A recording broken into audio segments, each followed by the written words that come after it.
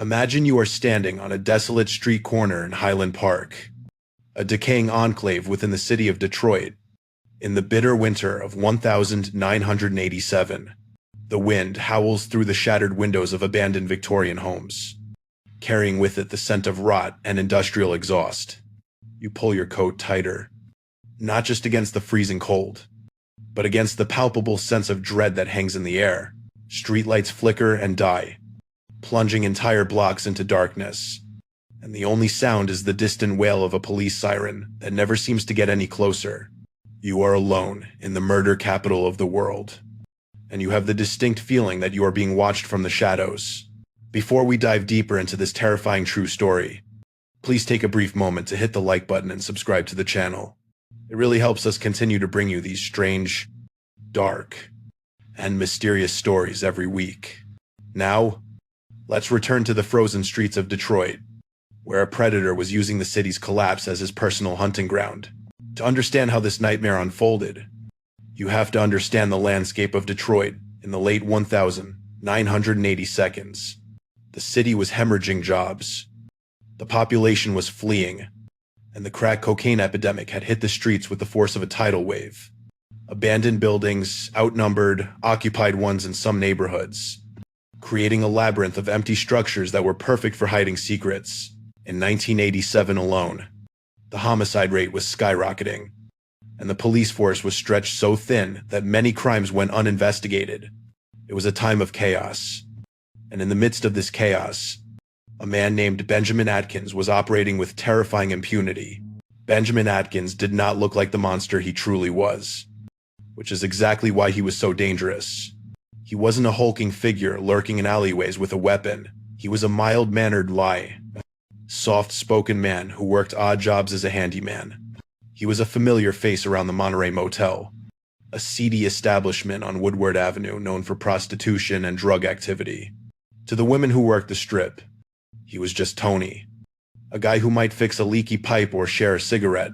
He blended perfectly into the background of the struggling community, a chameleon who used his average appearance to disarm his victims. The Monterey Motel served as the epicenter of Atkins' dark world, a place where transient lives intersected and often disappeared without a trace. The rooms were cheap, the management asked few questions, and the guests were often people living on the fringes of society. Atkins knew that the women he targeted, sex workers and addicts, were the less dead in the eyes of society and law enforcement. He knew that if one of them vanished, it would likely be written off as a drug deal gone wrong or a runaway situation. This cold calculation allowed him to hunt in plain sight, confident that no one was really looking. One particularly frigid evening, Atkins spotted a woman shivering near the entrance of an abandoned garage he had been using. The sun had set hours ago, leaving the street in pitch blackness, save for the glow of his cigarette. He didn't approach her with aggression. Instead, he approached her with kindness. "Hey there," he said gently, his voice low and comforting against the howling wind. "You look like you're about to freeze to death. I've got a little heater going in the back if you want to warm up for a few minutes." The woman hesitated, her eyes scanning his face for any sign of danger, but all she saw was a tired man offering a moment of respite. The cold was biting through her thin clothes, making her bones ache, and the promise of warmth was intoxicating. "Just for a minute," she whispered, her voice trembling more from the chill than from fear. "I can't stay long." Atkins smiled warmly, stepping aside to hold the door open for her. "Take your time," he replied. "Nobody is going to bother you here." As she stepped into the darkness of the garage, the door creaked shut behind her, sealing her fate. Once the heavy wooden door of the abandoned structure clicked shut, the atmosphere in the room shifted instantly from salvation to suffocation. The space heater Benjamin had promised was indeed there, humming in the corner, but the air was thick with a strange, chemical odor that the woman couldn't quite place. She turned to thank him, but the weary smile she had seen on the street was gone, replaced by a cold, predatory stare that sent ice water through her veins. "You know," Benjamin said, his voice dropping an octave, "I really hate it when people try to leave before the party is over." The realization hit her with the force of a physical blow. She wasn't a guest. She was a prisoner in a tomb of concrete and rotting wood. Months began to pass, and the bitter winter slowly gave way to a wet, gray spring. But the darkness in Highland Park only deepened. Police officers patrolling the desolate blocks began to stumble upon grim discoveries in the vacant buildings that lined Woodward Avenue.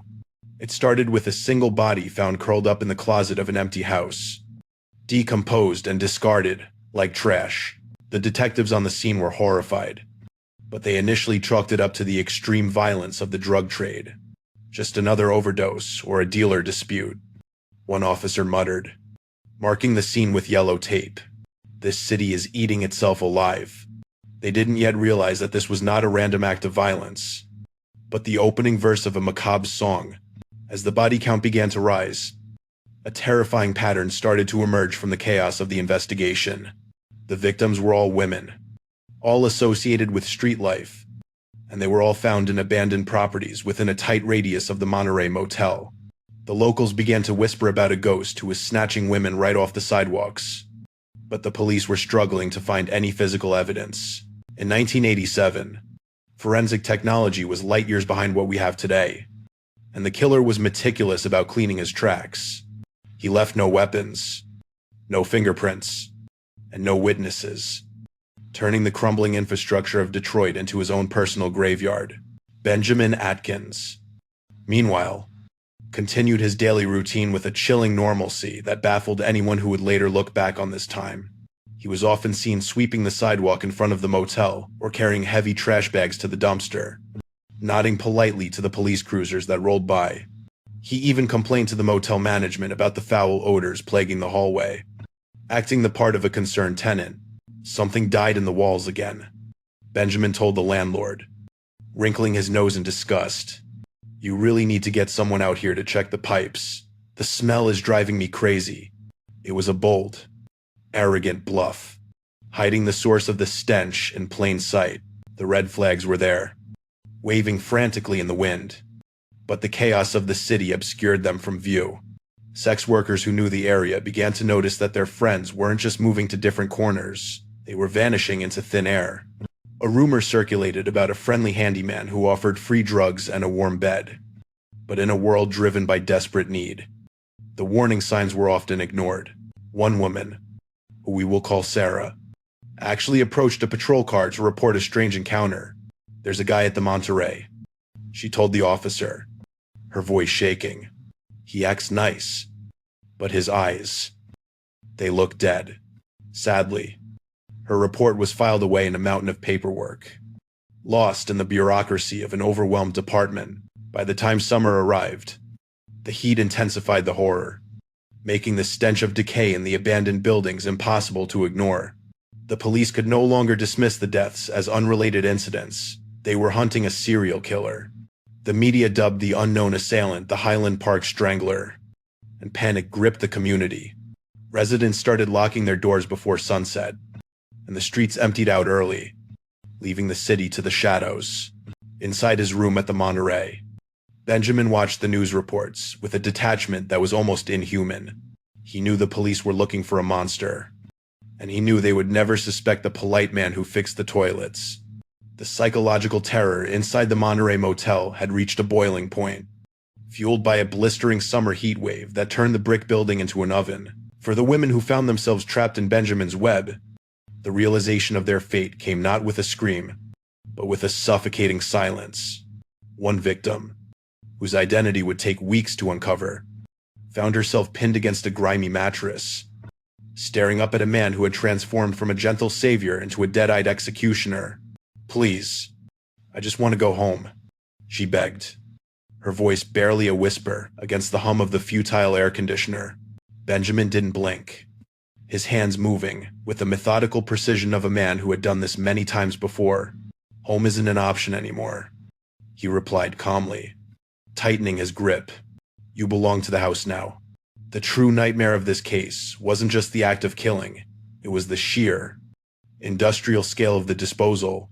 Benjamin wasn't just murdering women, he was hoarding them. As the weeks dragged on, the vacant rooms adjacent to his own became makeshift crypts. He would drag the lifeless bodies through the hallways in the dead of night, depositing them into empty units that were marked for renovation. He stacked them in closets, shoved them under beds, and concealed them behind piles of old furniture. He was living in a literal house of horrors, sleeping and eating just feet away from the decomposing remains of his victims. The psychological compartmentalization required to live this way is something that baffles psychiatrists to this day. By mid-August, the summer heat had become an unwitting ally to the police, intensifying the biological breakdown occurring within the motel's walls. The stench became a physical entity, a thick, cloying miasma that permeated the drywall and seeped out into the street. Guests began to complain violently to the management, demanding refunds and refusing to stay on the first floor. "It smells like something died in here and then died again," one angry tenant shouted at the front desk clerk, covering his nose with a handkerchief. The manager, unable to ignore the health hazard any longer, decided to conduct a floor-by-floor inspection, assuming a rat infestation or a sewage leak was to blame. The climax of the discovery began when the maintenance manager forced open the door to room 11, a unit that was supposed to be empty. The smell that hit him was so powerful it nearly knocked him backward, tears streaming instantly from his eyes. He fumbled for the light switch, his hand trembling, and when the flickering bulb finally illuminated the room, his brain struggled to process the scene. It wasn't rats, and it wasn't sewage. Oh God. Call the police. He gagged, stumbling back into the hallway, his face drained of all color. Call them right now, inside. The room was a chaotic landscape of death, with bodies in various stages of decay hidden poorly throughout the small space. When the Detroit Police Department arrived, the scene they encountered was unlike anything in the city's violent history. Officers, hardened by years of working the streets during the crack epidemic, were seen vomiting in the bushes outside before entering the building. They moved from room to room, weapons drawn, anticipating a killer jumping out from the shadows. But all they found were more victims. They found bodies in the vacant house next door, bodies in the motel rooms, and bodies in the garage. It was a massacre that had happened in slow motion, right under the noses of the entire community. The sirens wailed, finally converging on the Monterey Motel, turning the flashing red and blue lights into a beacon of belated justice. The chaos of the raid was deafening, with radios crackling and officers shouting orders to clear the perimeter. But amidst the frenzy of the investigation, one person was notably missing.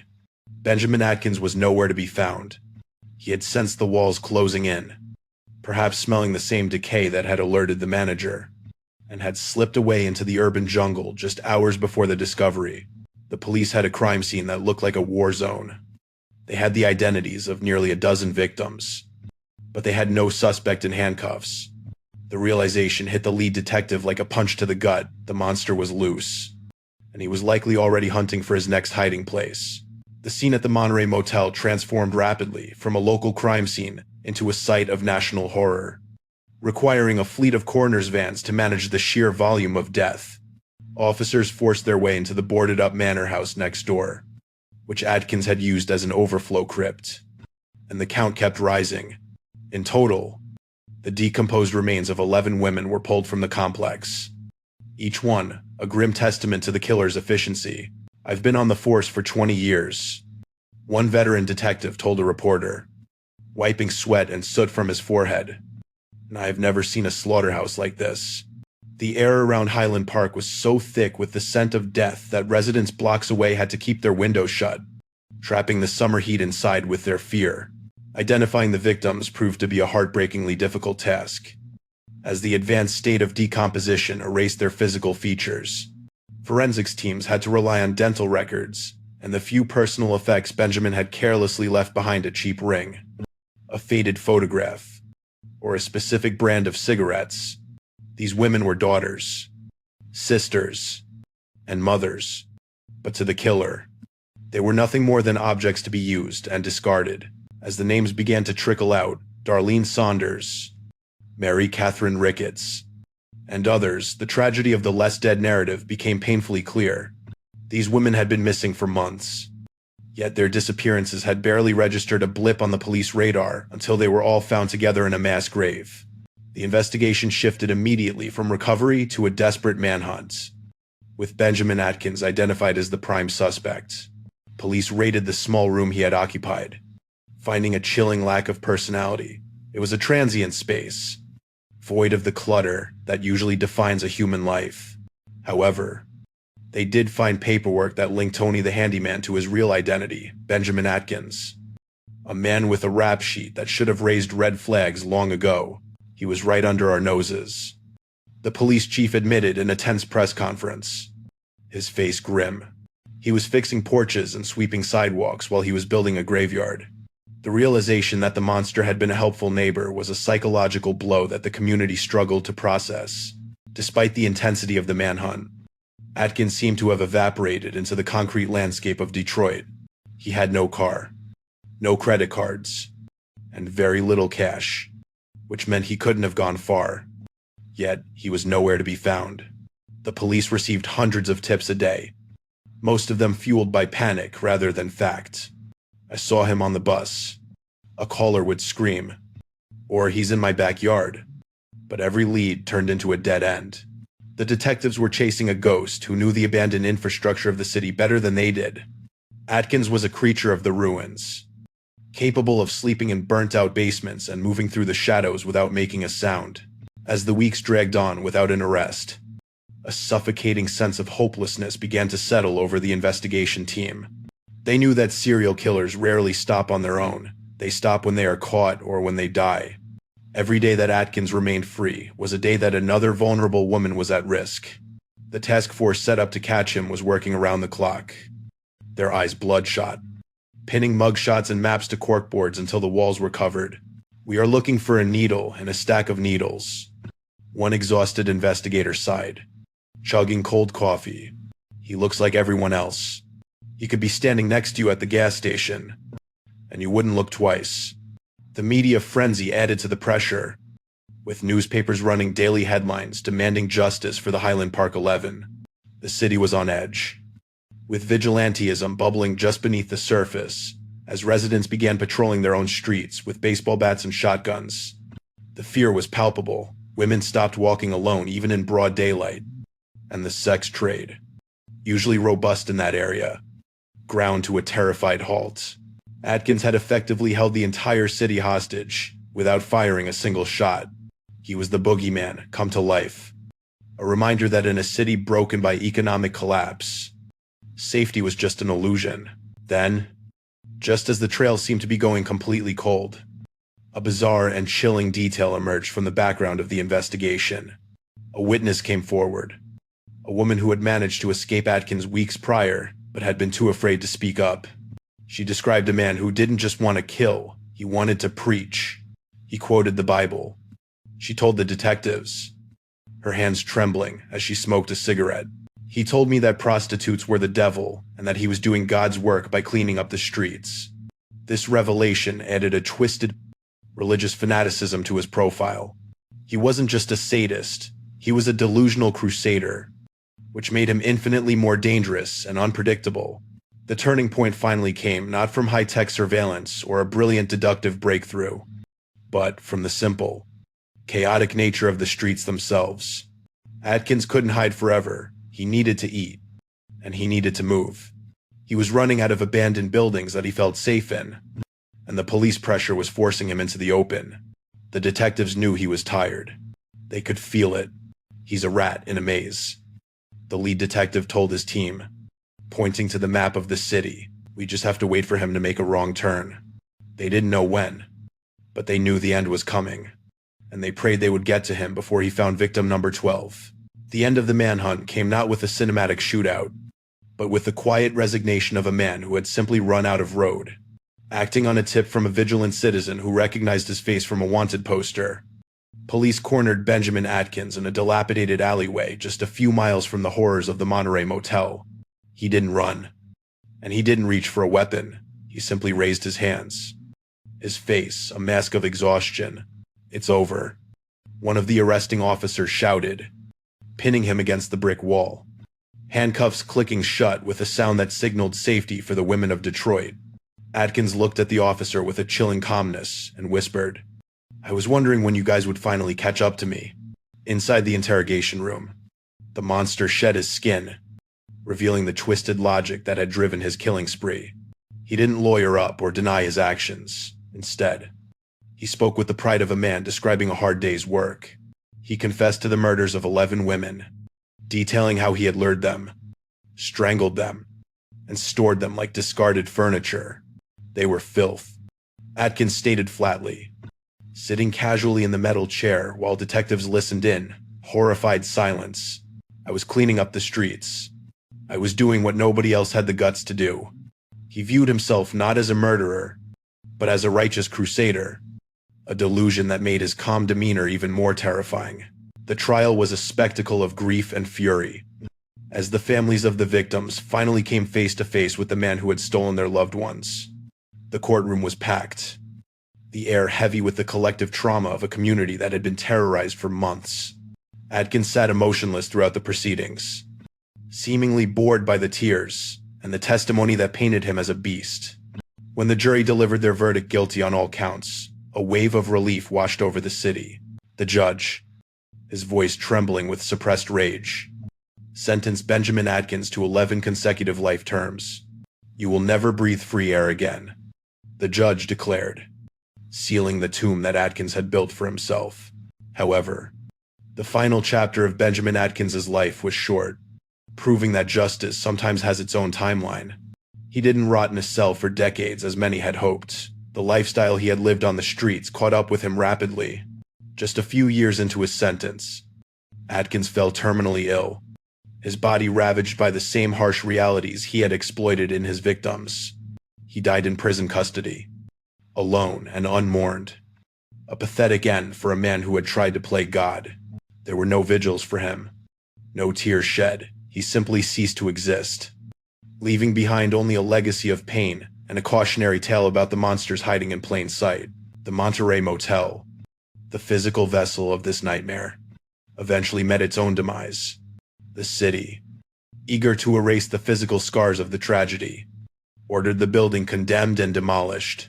Bulldozers tore through the walls that had hidden so many dark secrets, reducing the structure to a pile of rubble and dust.